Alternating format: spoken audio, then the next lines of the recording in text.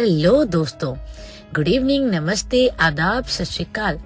आप सुन रहे हैं आपका अपना favourite show Kahani Junction, only on radio Udaan पर। मैं हूं आपके साथ आपकी प्यारी सी दोस्त और इस शो की होस्ट आरजे ममता। कहानियां सुनाती हूँ, कहानियां वो जिनमें आप ढूंढ पाएं खुद को। और मेरी आज की कहानी है संस्कार। कहते हैं कि संस्कार बहुत मायने रखते हैं हम सबकी जिंदगी में। अगर हमें अच्छे संस्कार मिले हों तो हमारा घर अच्छा रहता है, हमारा मोहल्ला, हमारा समाज तक अच्छा बन जाता है। जहाँ भी कहीं संस्कारों में कमी आ जाए वहाँ समाज किस तरह का होता है वो मैं और आप, हम सभी अपने आसपास कहीं ना कहीं किसी ना किसी रूप में देख ही लेते हैं। अगर मैं अपने संस्कारों की बात करूं तो उस हिसाब से मेरे ससुराल वाले कहते थे कि अच्छे संस्कार दिए गए हैं मुझे, क्योंकि मैं परिवार को जोड़ने वाली, घर को बसाने वाली, रिश्तों को बनाकर रखने वाली ऐसी ही लड़की थी। लेकिन ये जरूरी नहीं होता ना कि जैसे आप हों वैसे ही आपको जिंदगी में सब मिले। कुछ लोग ऐसे भी होते हैं जो आपके संस्कारों पर उंगली उठाते हैं, और ऐसा ही कुछ मेरे साथ हुआ था। मैं यानी शालिनी, मैं अपने घर में अपने हस्बैंड और 2 बच्चों आदित्य और अभिनव के साथ रहती थी। दोनों बेटे हम दोनों के लाडले थे और दोनों हमारी आंखों के तारे थे। मैं और उसके पापा, हम उन दोनों को हमेशा अपना राइट और लेफ्ट हैंड कहा करते थे। बहुत अच्छा भरा पूरा परिवार था हमारा, हम दोनों और हमारे 2 बच्चे। अगर बात की जाए मेरे इन-लॉज की तो कुछ लड़ाई झगड़े या कुछ मनमुटाव के कारण वो थोड़ा मुझसे उखड़े हुए थे, थोड़ा नाराज थे। उनका नाराज होना भी बनता था क्योंकि उनकी बात नहीं मानी थी मैंने, और वो बात कुछ ऐसी थी कि जिसे मानने के लिए मेरा दिल गवाही नहीं भरता था। और इसी तरह मेरे साथ मेरे हस्बैंड भी उनकी उस बात को नहीं मान पा रहे थे। होता है ना ऐसा कि चाहे हम अपने ससुराल में होते हैं, लेकिन ये जरूरी नहीं ना कि हमें हर बात ही माननी, हर बात ही अच्छी लगे। कुछ बातें होती हैं ऐसी जिनको मानने से हमारा मन नहीं मानता, तो जबरदस्ती तो उन बातों को नहीं माना जा सकता ना। ऐसा ही कुछ मेरे साथ हुआ था। मैंने उनकी बात नहीं मानी, मनमुटाव बढ़ता गया, एक हल्की सी दरार पड़ी और वो हल्की सी दरार कब बढ़ते बढ़ते खाई में बदल गई ये हम सबको पता ही नहीं चला। और हस्बैंड की जॉब की ट्रांसफर की वजह से हम किसी और दूसरे शहर में रहने लगे। पहले तो रोज ही बात हुआ करती थी घर में, लेकिन धीरे वो रोज की बात कब 1-2 दिन में कन्वर्ट हो गई, कब हफ्ते में एक बार। बस एक मजबूरी सी रह गई शायद, क्योंकि दरार ही इतनी बढ़ गई थी। मन ही नहीं करता था बात करने का, ना माँ बाबू जी का हमारे साथ, ना ही हम लोगों का उनके साथ। अर्जियां सारी मैं चेहरे पे लिख के लाया हूँ, तुमसे क्या मांगूं मैं, तुम खुद ही समझ लो।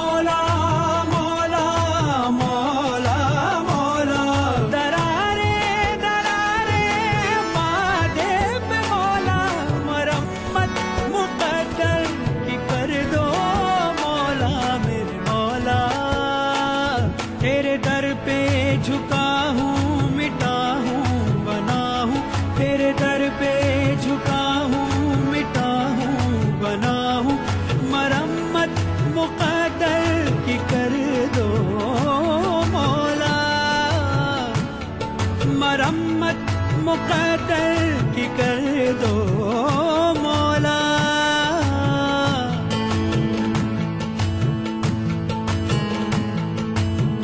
जो भी तेरे दर आया झुकने जो सर आया, मस्तियाँ पिए सबको झूमता नजर आया। जो भी तेरे दर आया झुकने जो सर आया, मस्तियाँ पिए सबको झूमता नजर आया। प्यासे लेके आया था दरिया वो भर लाया, नूर की बारिश में भीगता सतर आया। नूर की बारिश में, ओ नूर की बारिश में भीगता सतर आया। मौला मौला मौला मेरे मौला, मौला मौला मौला मेरे मौला, मौला मौला मौला मौला, मौला मौला मौला मौला। दरारे हैं माथे पे मौला, मरम्मत मुकद्दर की कर दो मौला मेरे मौला। जो भी तेरे दर आया झुकने जो सर आया, मस्तियाँ पिए सबको झूमता नजर आया। जो भी तेरे दर आया झुकने जो सर आया, मस्तियाँ पिए सबको झूमता नजर आया।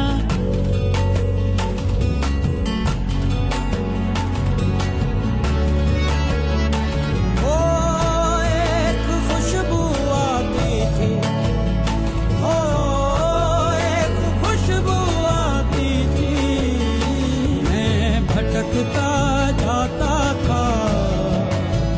रेशमी सी माया थी और मैं तकता जाता था। जब तेरी गली आया सच तभी नजर आया, जब तेरी गली आया सच तभी नजर आया। मुझ में ही वो खुशबू थी जिससे तूने मिलवाया। मौला मौला मौला मेरे मौला, मौला मौला मौला मौला, मौला मौला मौला मौला। दरारे हैं माथे पे मौला, मरम्मत मुकद्दर की कर दो मौला मेरे मौला।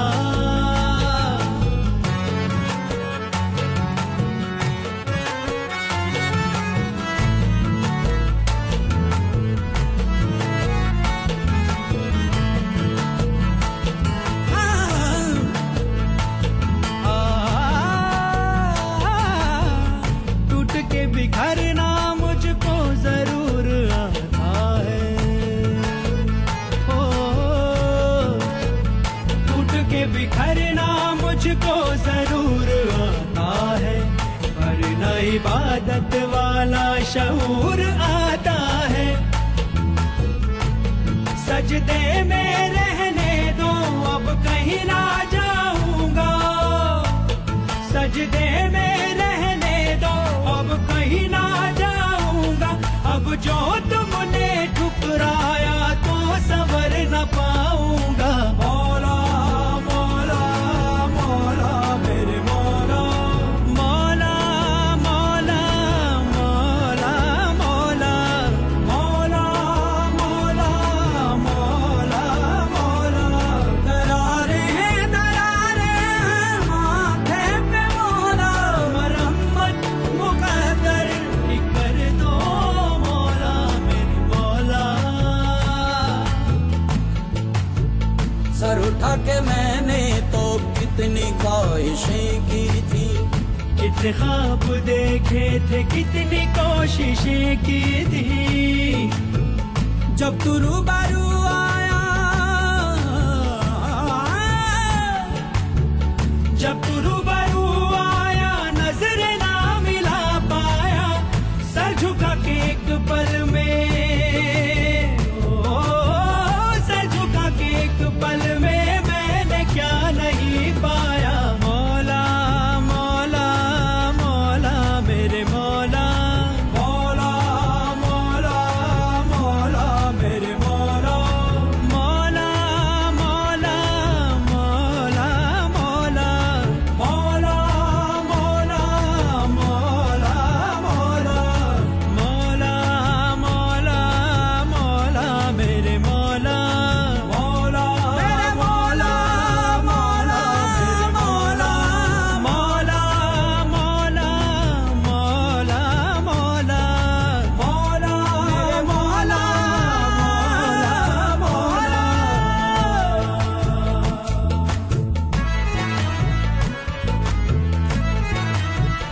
मोरा पिया घर आया, मोरा पिया घर आया, मोरा पिया घर आया, मोरा पिया घर आया, मोरा पिया घर आया, मोरा पिया घर आया, मोरा पिया घर आया, मोरा पिया घर आया, मोरा पिया घर आया, मोरा पिया घर आया, मोरा पिया घर आया, मोरा पिया घर आया।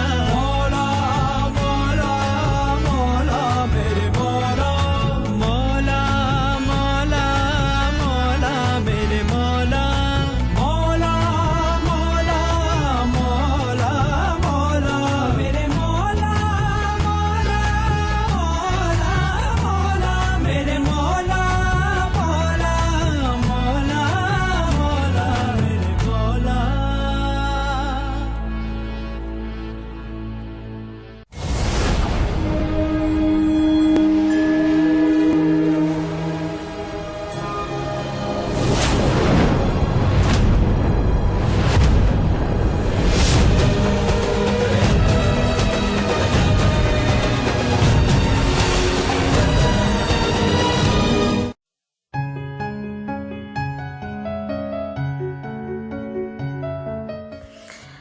आप मेरे साथ सुन रहे हैं आपका अपना favourite show Kahani Junction, only on radio Udaan पर।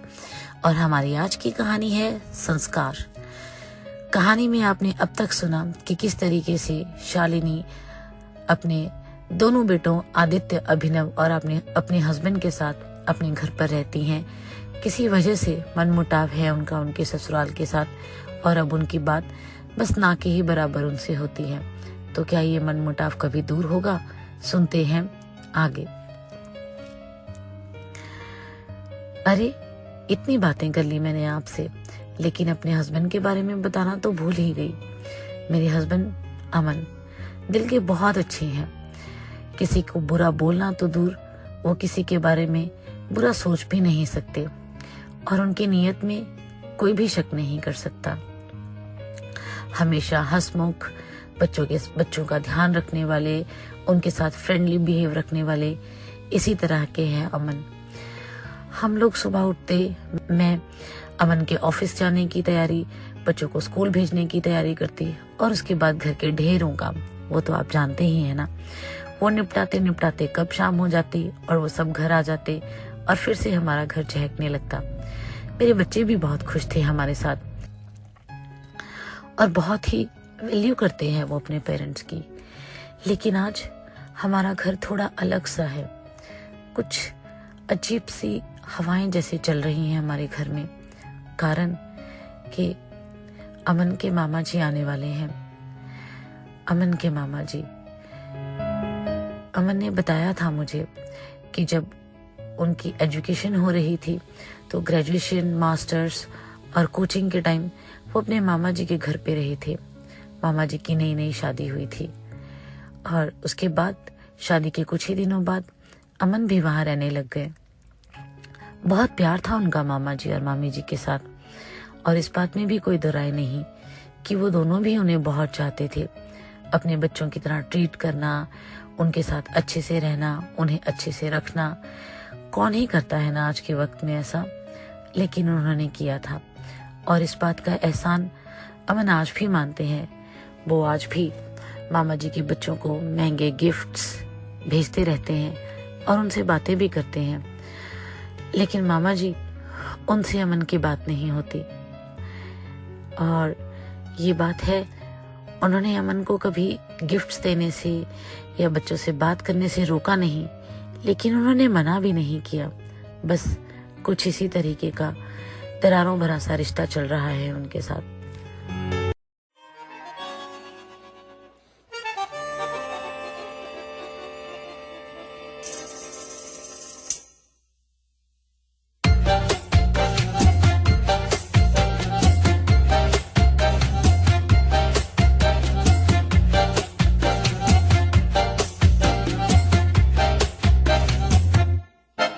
इतनी सी हंसी, इतनी सी खुशी, इतना सा टुकड़ा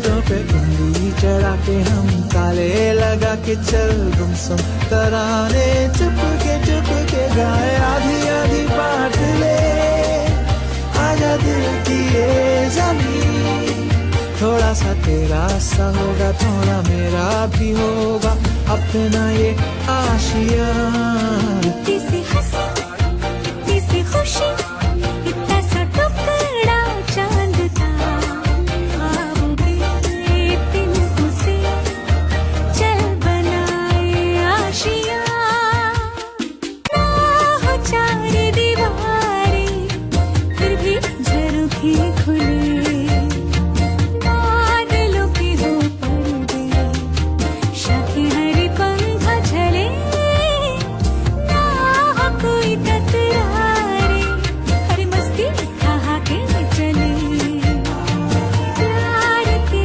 से तुमसे महीने का खर्चा चले दबे दबे पाँव से आए हौले हौले जिंदगी होठों पे उंगली चढ़ा के हम ताले लगा के चल गुमसुम तराने चुपके गाए आधी आधी बात ले आजा दिल की ये ज़मीन थोड़ा सा तेरा सा होगा थोड़ा मेरा भी होगा अपना ये आशिया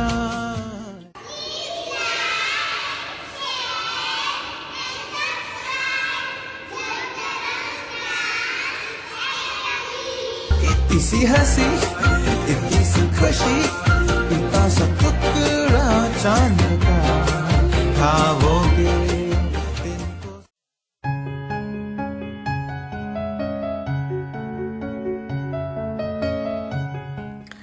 आप मेरे साथ सुन रहे हैं आपका अपना favourite show Kahani junction only on radio Udaan पर और आज की कहानी है संस्कार।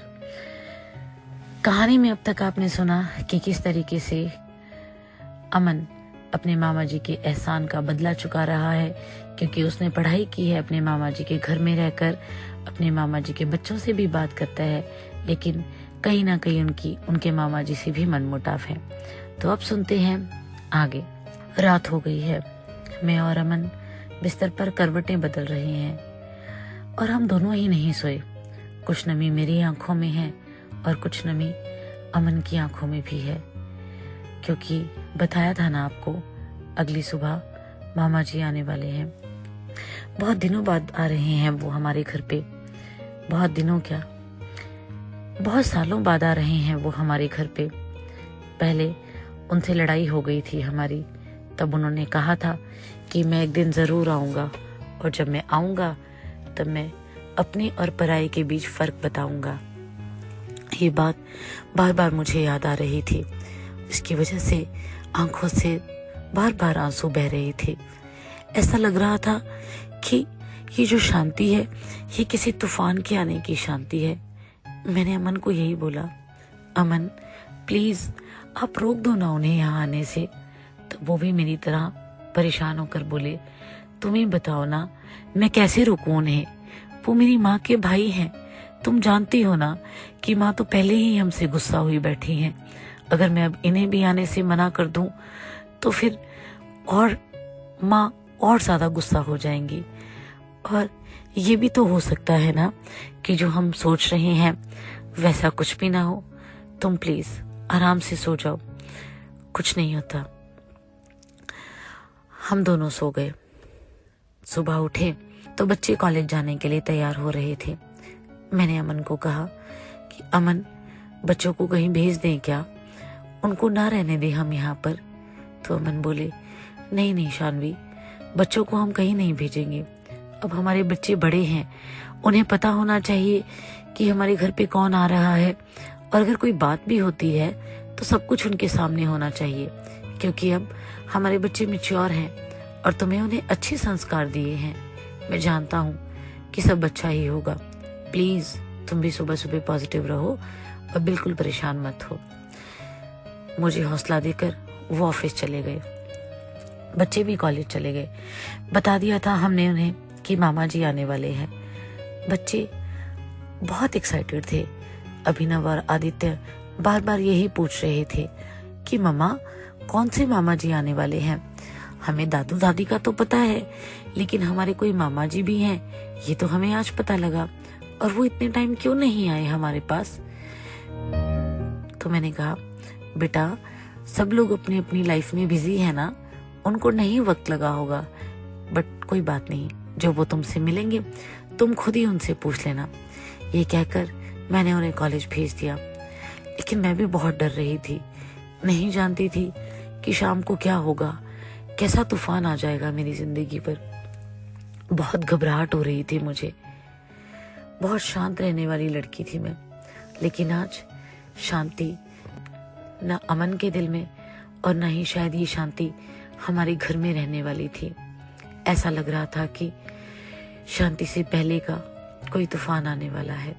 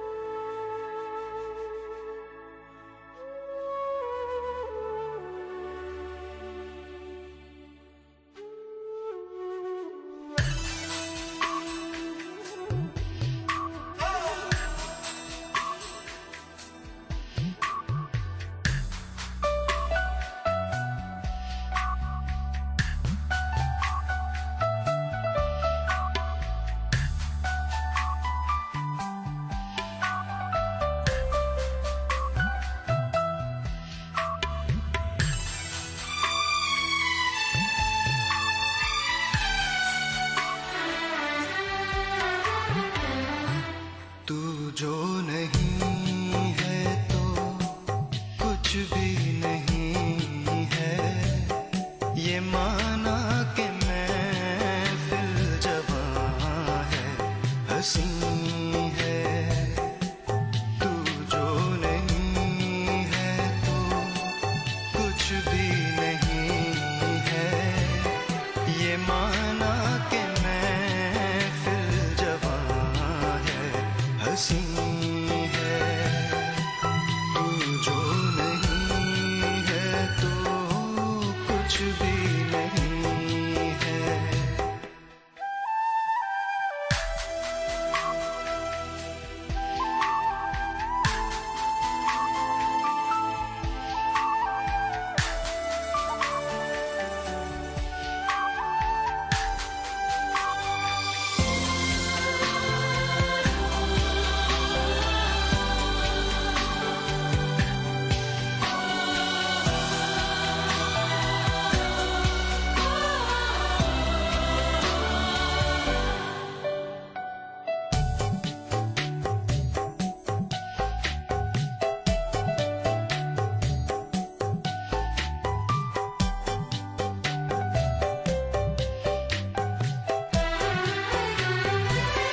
मुझे फिर तबाह कर, मुझे फिर रुला जा, सितम करने वाले कहीं से तो आ जा।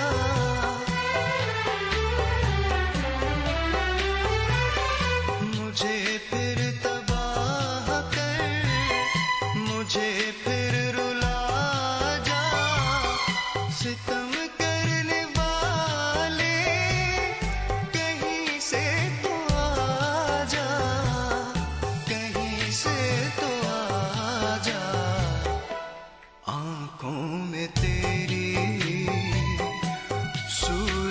बसी है तेरी ही तरह, तेरा गम भी हंसी है।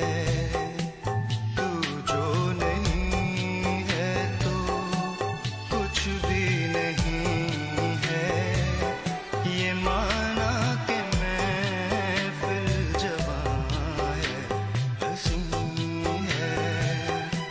तू जो नहीं है तो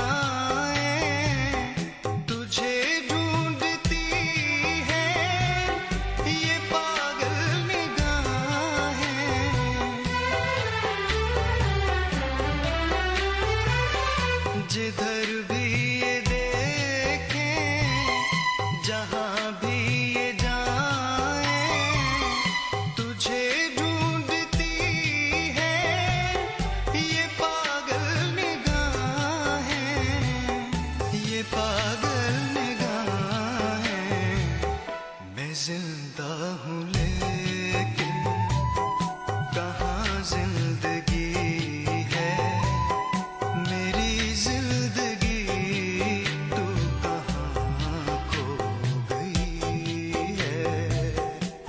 तू जो नहीं है तो कुछ भी नहीं है, ये माना कि महफिल जवां है, हंसी है।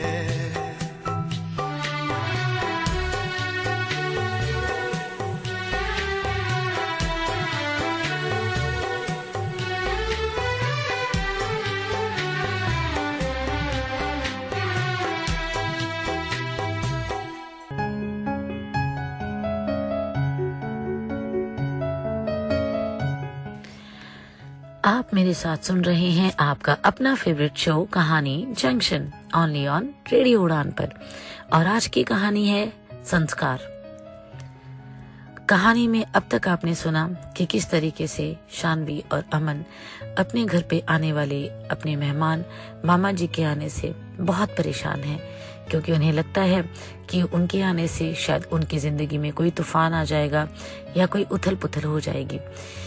ऐसा क्या करेंगे मामा जी, सुनते हैं आगे। मामा जी के बारे में सोचते सोचते और परेशान होते होते मैंने उनके लिए अमन के बताए अनुसार खाना बनाना शुरू कर दिया। दिन का वक्त था। अमन मामा जी को लेकर घर आ गए। मामा जी आए, मैंने उनके पैर छुए, उन्होंने मुझे आशीर्वाद दिया। मैंने उन्हें ड्राइंग रूम में बिठाया, मैंने उन्हें पानी पिलाया, चाय पिलाई और लंच की तैयारी करने लग गई। उतनी देर में वो अमन से बातें करने लगे। मुझे तो डर लग रहा था उनके पास बैठने में। उन्होंने भी अमन से नॉर्मली बात करी और बस यही पूछा, कैसे हैं सब, बच्चे कैसे हैं, कौन कौन से स्कूल्स में पढ़ते हैं, कौन से कॉलेज में पढ़ते हैं, कौन सी क्लास में हैं, क्या नाम है, वगैरह वगैरह। जब लंच टाइम हुआ तो मैंने उन्हें डाइनिंग टेबल पे खाना खाने के लिए बुलाया। अच्छे माहौल में खाना खाया गया। आदि और अभी तक कॉलेज से नहीं आए थे। मामा जी उनकी वेट कर रहे थे। थोड़ी ही देर में आदि और अभी भी आ गए और उन्होंने आते ही मामा जी के पैर छुए। मामा जी दोनों बच्चों से गले मिले, उन्हें आशीर्वाद दिया और उन्हें अपने पास बिठाया। बोले, कैसे हैं मेरे बच्चे, मैं कब से तुम्हारी वेट कर रहा था और तुम अब आ रहे हो। और उन्होंने कहा, सॉरी मामा जी, हमें कॉलेज में थोड़ा सा लेट हो गया। भाई अभी भी हम जल्दी आ जाते, लेकिन ट्रैफिक जाम था, इसीलिए गाड़ी आराम से ही लेकर आए हैं। गाड़ी? वाओ, तुम लोग गाड़ी भी चलाते हो। मैंने तो कभी अपने बच्चों को कार दी ही नहीं, और न ही वो कॉन्वेंट स्कूल में पढ़े, न ही तुम्हारी तरह अच्छे कॉलेज में। कहा था तुम्हारे मामा पापा को कि अगर वो मेरे एक बच्चे को पढ़ा लेते तो। बस वो बोलते बोलते रुक गए। इतने में आदि और अभी दोनों ने हमारी तरफ देखा। मैंने उन्हें इशारों से चुप रहने को बोला। मैंने उन दोनों को बोला, बेटा तुम हाथ मुंह धो लो, मैं तुम्हारे लिए लंच लगा देती हूँ, उसके बाद ढेर सारी बातें करना। वो दोनों खाना खाने चले गए और उसके बाद उन्होंने मुझे कहा, मामा हम मामा जी के लिए आइसक्रीम लेकर आए हैं। मामा जी बोले, आइसक्रीम? तुम्हें कैसे पता कि मामा जी को आइसक्रीम पसंद है? तो अभी बोला, ओफो मामा जी, आइसक्रीम किसको पसंद नहीं होती, वो तो सभी को पसंद होती है ना, इसलिए मैंने सबको आइसक्रीम सर्व कर दी। और उसके बाद मैंने आदित्य और अभिनव से कहा, बेटा अब तुम जाकर पढ़ाई करो, मामा जी थोड़ी देर रेस्ट करेंगे। आदि और अभी मेरी बात सुनकर वहां से उठे ही थे तो उन्होंने अभिनव की तरफ इशारा करके बोला, शानवी यही है ना वो बच्चा जो तुमने गोद लिया था? गोद? ये मैंने क्या सुन लिया? मैं एकदम आंखें बड़ी कर करके उनको देखने लगी और अभिनव का चेहरा एकदम सपाट हो गया। वो कभी मुझे, कभी अमन को और कभी आदित्य को देखने लगा। तो अमन बोले, मामा जी ये कैसी बातें कर रहे हैं हम, अभिनव हमारा ही बेटा है। अरे हाँ हाँ तुम्हारा ही तो है, मैं कब कह रहा हूँ तुम्हारा नहीं है, बस मैं तो यही पूछ रहा हूँ कि ये वही बच्चा है ना जिसे तुम ऑर्फनेज से उठाकर लाए थे और जिसे तुमने अपना बच्चा बना लिया था। उनका इतना कहने की देर थी, अभिनव अपनी आंखों में आंसू भर के रोने लगा। मैंने अभिनव का हाथ पकड़ा और उसे जोर से खींचकर दूसरे रूम में ले गई। मैंने बोला, पागल हो गए हैं मामा जी, ऐसे ही तुम आए गए लोगों की बातों पर यकीन करोगे, मैं ही तुम्हारी मम्मा हूँ। अभिनव ने मुझसे कोई बात नहीं की। मेरे पीछे पीछे आदित्य भी आ गया था। आदि ने भी यही बोला, अभी तू पागल है क्या, तू मेरा ही भाई है और यही तुम्हारे पेरेंट्स हैं, ऐसे ही हम किसी की बात पे यकीन थोड़ी ना कर लेंगे, तू छोड़ यार, चल हम पढ़ाई करते हैं। लेकिन अभी वो कंट्रोल में नहीं हो रहा था, वो बार बार रोई जा रहा था। मैं मामा जी के पास गई और वहां से अमन को भी ले आई। अमन ने भी अभी को समझाने की बहुत कोशिश की, लेकिन अभिनव नहीं माना, वो एकदम से चुप हो गया। इसी तरीके से शाम हो गई और रात हो गई। ना मैंने खाना बनाया, ना अमन ने मुझे बनाने के लिए बोला। मैं परेशान हो गई थी। मैंने अमन से इतना ही कहा था ना मैंने तुम्हें कि इन्हें आने से मना कर दो। इसी चीज का डर था अमन, मुझे यही लग रहा था कि कहीं ये ना बोल दें कुछ, और देखा ना वही हुआ। मैं कैसे समझाऊं अभी को। अमन ने मुझे दिलासा दिया, कोई बात नहीं शानवी, अभी समझ जाएगा, अभी प्लीज उसे थोड़ा वक्त दो। इसी तरीके से रात हो गई। मैंने खाना बनाया नहीं और अमन ने मामा जी के लिए बाहर से ही कुछ मंगवा लिया। उन्होंने खाना खाया और बहुत खुश होकर बातें कर रहे थे। मैं और अमन अपने बच्चों के रूम में गए तो हमने दरवाजे के पास सुना तो अभी की उदासी भरी आवाज हमें सुनाई दी। वो कह रहा था, ऐसा कैसे हो सकता है आदि, मैं इतने सालों से जिन लोगों के बीच रह रहा हूँ, जिन लोगों के घर पर रह रहा हूँ, वो मेरे पेरेंट्स ही नहीं है। ये बातें सुनकर मेरा दिल अंदर तक टूट गया। मैंने जोर से अमन का हाथ पकड़ लिया। ऐसे लगा कि मैं शायद गिरने वाली हूँ।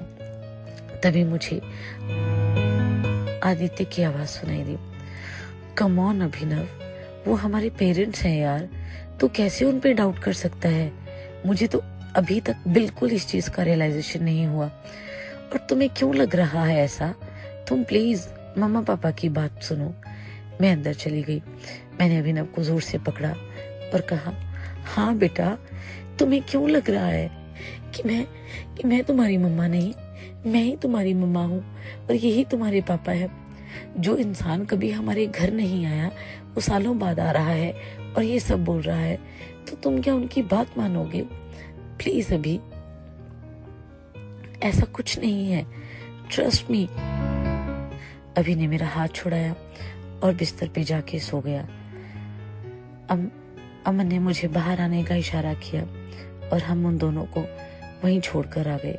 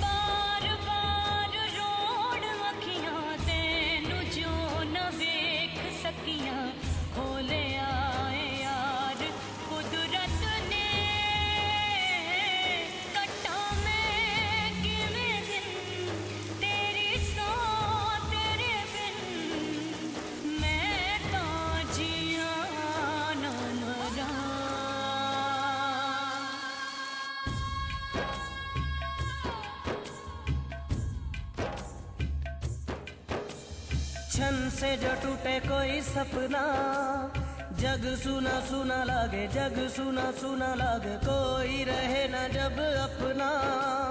जग सुना सुना लागे, जग सुना सुना है तो ये क्यों होता है? जब ये दिल रोता है, रोए सिसक सिसक के हवाएं। जग सुना लागे, छन से जो टूटे कोई सपना। जग सुना सुना लागे, जग सुना सुना लागे, कोई रहे ना जब अपना। जग सुना सुना लागे, जग सुना सुना लागे रे। शांति, तुमने सही किया, अपनी खुशी चुन ली।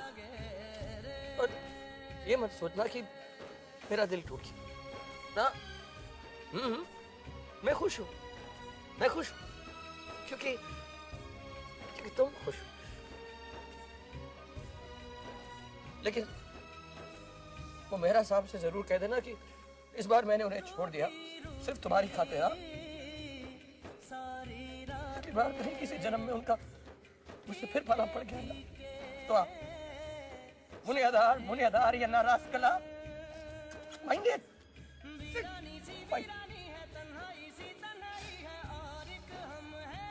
तुम बोर तो नहीं हो रही ना?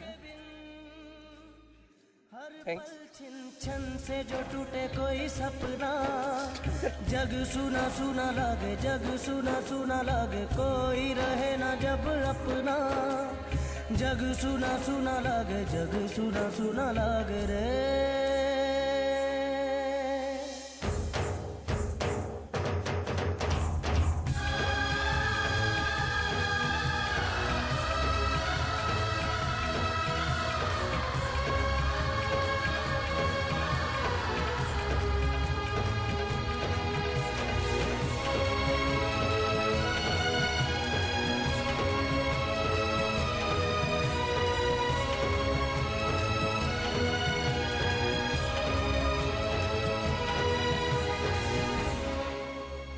छन से जो टूटे कोई सपना।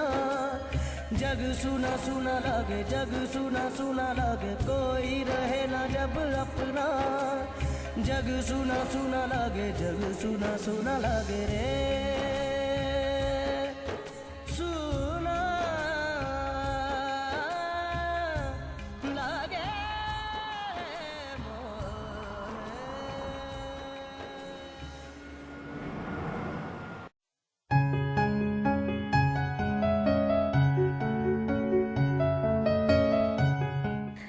आप मेरे साथ सुन रहे हैं आपका अपना favourite show Kahani Junction, only on radio उड़ान।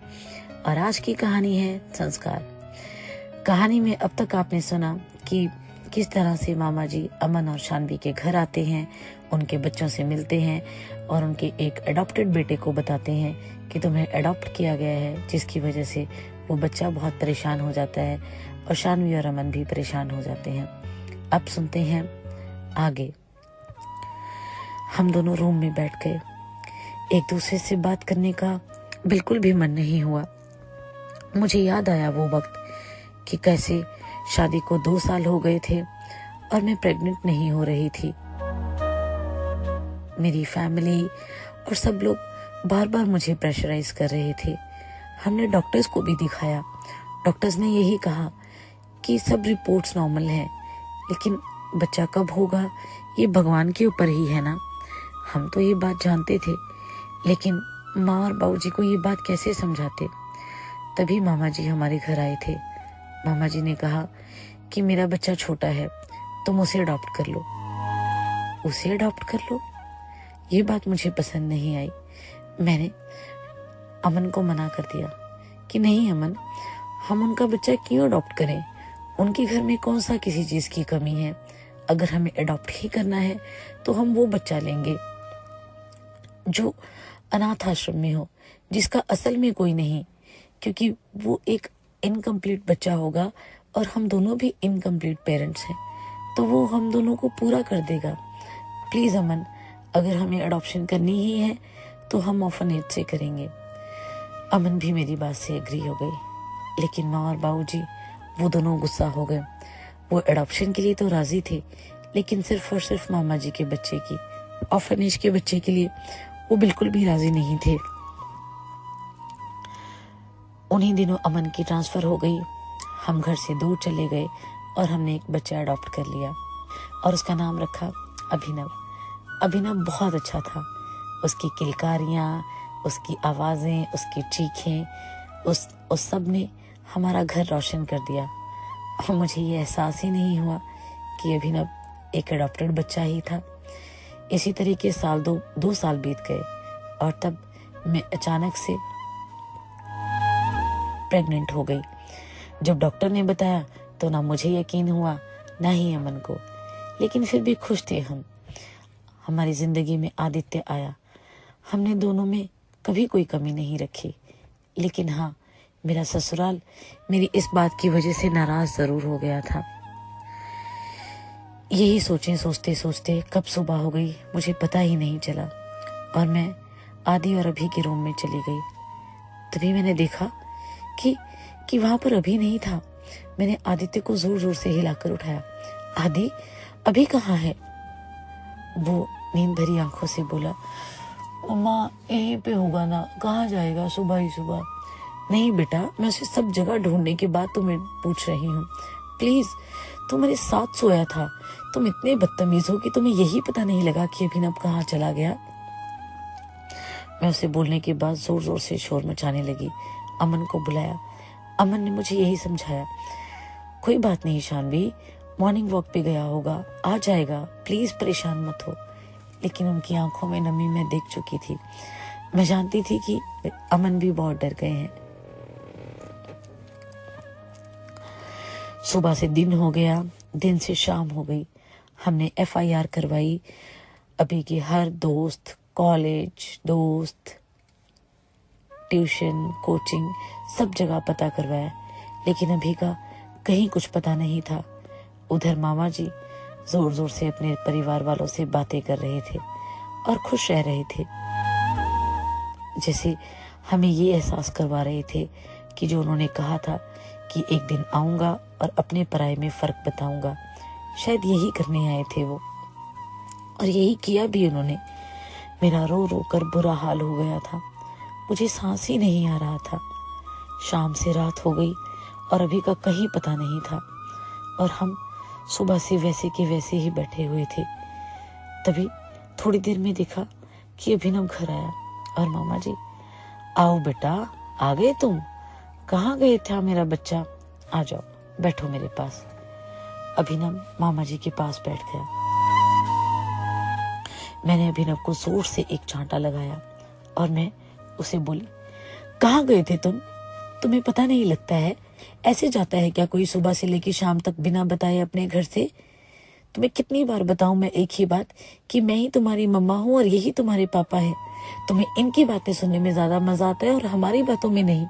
बताओ मुझे अभी कि कौन सा ऐसा मोमेंट था, कौन सा ऐसा इंसिडेंट था, कौन सी ऐसी बात थी जिसे तुम्हें लगा कि मैंने तुम में और आदि में कभी कोई फर्क किया हो। प्लीज बेटा, ट्रस्ट मी, मैं ही तुम्हारी मम्मा हूँ। मामा जी ने धीरे से अभिनव का हाथ दबा दिया। मैं उठकर अभिनव को वहां से खींच कर ले जाने लगी। अभिनव ने मुझे कंधों से पकड़ा और मामा जी को बोला, हाँ तो मामा जी, क्या कह रहे थे आप कि ये मेरे पेरेंट्स नहीं हैं? हाँ बेटा, ये तुम्हें ऑर्फनेज से बस कीजिए मामा जी, बहुत हो गया आपका। मैं कल से देखता जा रहा हूँ कि आप हमारे परिवार के पीछे पड़ गए हैं। मैं जानता हूँ कि मैंने आपकी बात नहीं मानी थी, मैंने आपके बच्चे को अडॉप्ट नहीं किया था, तो अब उस बात का बदला लेने आए हैं आप, उस बात का बदला लेकर जाएंगे। मैंने अमन को चुप करवा दिया। अभिनव ने अमन का हाथ पकड़ा और मुझे कंधे से थाम लिया और फिर अपनी बात रिपीट की। तो हाँ मामा जी, क्या कह रहे थे आप कि ये मेरे पेरेंट्स नहीं हैं? हाँ, आप ये कह रहे हैं ना कि ये मेरे पेरेंट्स नहीं हैं? हाँ, मैं इनका बच्चा नहीं हूँ। ये बात मैं दावे के साथ कह सकता हूँ, क्योंकि मैंने शक किया उनके प्यार पर। मैंने सवाल उठाए अपनी मम्मा और पापा पर। मैंने क्वेश्चंस पूछे अब आदि से, लेकिन मुझे ये आंसर नहीं मिला कि ये मेरे पेरेंट्स नहीं हैं। हाँ, ये ज़रूर मिला कि मैं शायद इनका बच्चा नहीं हूँ। अगर मैं इनका बेटा होता तो इस तरीके के सवाल इनसे कभी नहीं पूछता। लेकिन मैं आपको बता दूं कि मैं इन्हीं का बेटा हूँ, क्योंकि अपनों को तो हर कोई पाल सकता है। ये वो पेरेंट्स हैं जो मुझे अनाथ आश्रम से लेकर आए थे और जिन्होंने मुझे अपने बच्चे की तरह रखा, पाला, पढ़ाया, लिखाया और इस काबिल बनाया। इसलिए प्लीज़, आज तो आपने कह दिया, आइंदा से आप मेरे बारे में या मेरे पेरेंट्स के बारे में कुछ नहीं बोलेंगे। I hope you understand. और वो ये बोलकर मुझे वहाँ से खींच कर ले गया। मैं बहुत रोई। मैंने उसे जोर से गले से लगा लिया। सारा मन का गुबार आंखों के रास्ते बह गया और अमन ने मामा जी को गुस्से में बोला, कर दिया ना आपने वो जो करने आए थे। आप यही करने तो आए थे, अपने और पराये में फर्क बताने आए थे। बता दिया अपना ना आपने फर्क अपने और पराये का, और पता लगा कि अपना कौन और पराया कौन है। अपना हमारा बेटा अभिनव है और पराये हैं आप। ऐसे संस्कार नहीं दिए थे शानवी और मैंने अपने बेटों को। इसलिए देखा ना, आपका अपने पराये वाला चैप्टर खत्म हो गया और हमारे संस्कार जीत गए। मामा जी, अब आपसे हाथ जोड़कर विनती करता हूँ कि प्लीज मेरे घर से चले जाइए और दोबारा नजर उठाकर यहाँ मत देखिएगा। और फिर वो और आदि भी वहां आ गए और उन दोनों ने भी हम दोनों को हक किया। तो इस तरीके से हम चारों दोबारा से खुश हो गए। तो बस इतनी सी एक थी ये कहानी। देखा ना आपने, इस कहानी से हमने क्या सीखा। लोग किसी के दुख से दुखी नहीं होते, लोग दूसरों के सुख से दुखी होते हैं। उन्हें ये अच्छा नहीं लगता कि कोई कैसे अपने घर में अपने बच्चों के साथ रह रहा है। उन्हें ये देखकर बुरा लगता है कि कोई क्यों खुशी खुशी रह रहा है।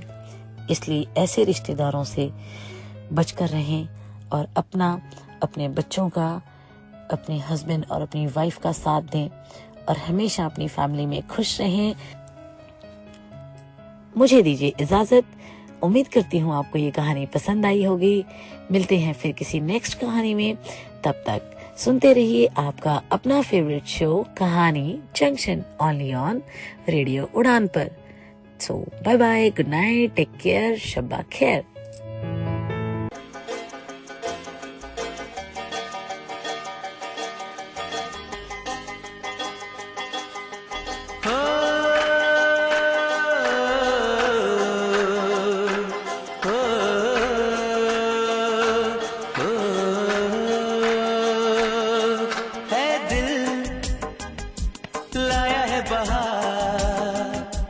अपनों का प्यार क्या कहना। मिले हम छलक उठा खुशी का खुमार क्या कहना। खिले खिले चेहरे से आज घर है मेरा गुले गुलजार क्या कहना। खिले खिले चेहरे से आज घर है मेरा गुले गुलजार क्या कहना। है दिल लाया है बहार अपनों का प्यार क्या कहना। मिले हम छलक उठा खुशी का खुमार क्या कहना।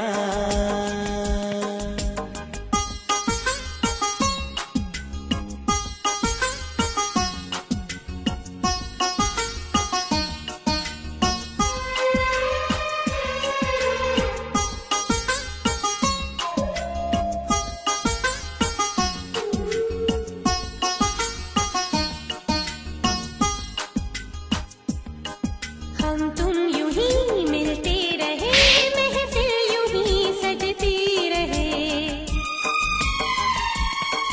बस प्यार की यही एक धुन हर सुबह शाम बजती रहे।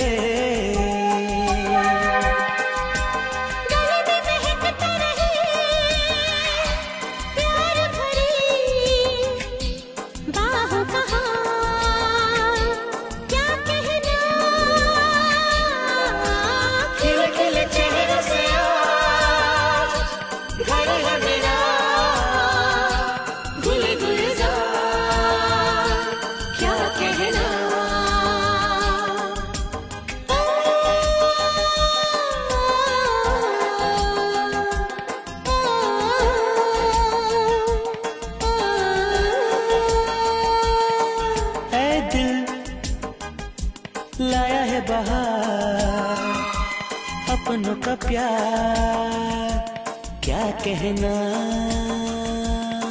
मिले हम छलक उठा खुशी का खुमार।